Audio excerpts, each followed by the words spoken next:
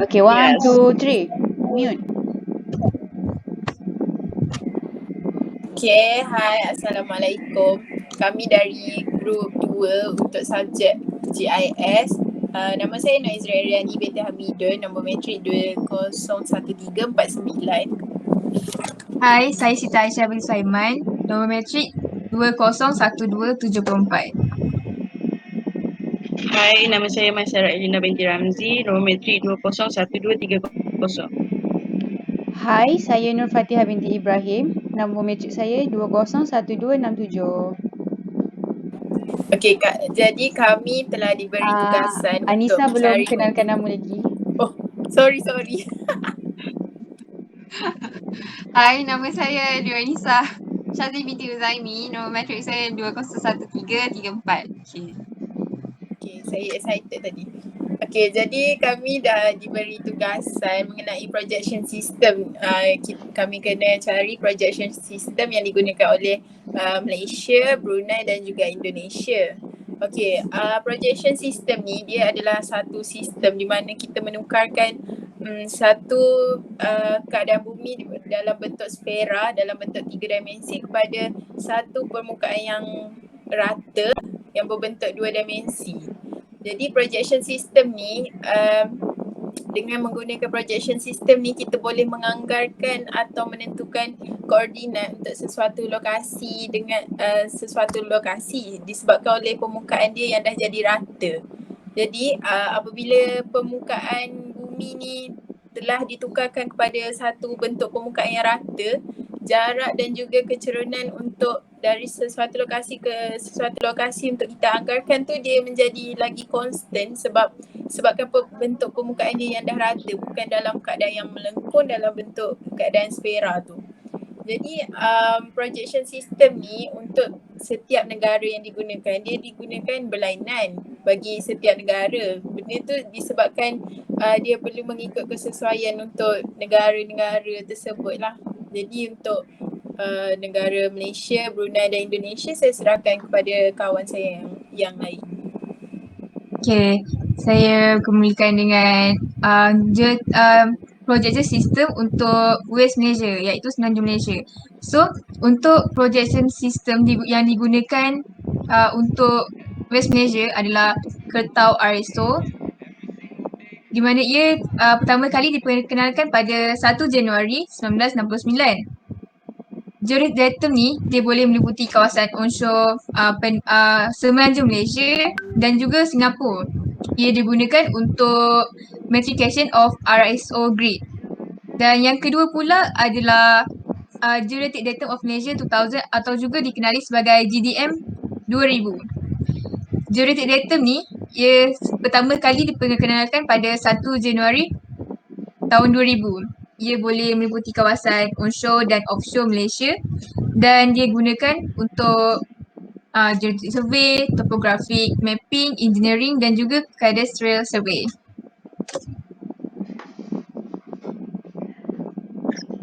Okay, so saya akan sambung. Saya sambung untuk East Malaysia and Brunei, which is projection system yang boleh didapati dekat East Malaysia, Sabah Sarawak ialah GDM 2000 iaitu Geodetic Datum of Malaysia 2000, and dia sesuai digunakan dekat Malaysia dalam field of offshore and onshore. And GDM ni juga boleh digunakan untuk cover topographic map.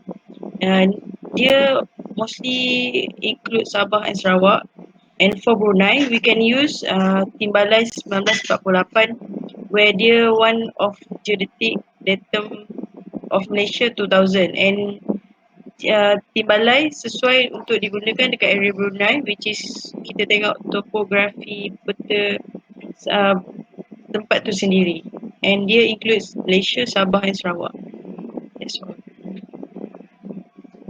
Okay, saya sambung untuk Indonesia. Indonesia dia guna projecting system ni different based on the tempat lah. Tapi for now overall dia guna DGN 95. Dia guna all over Indonesia. Tapi ada juga yang guna yang lain.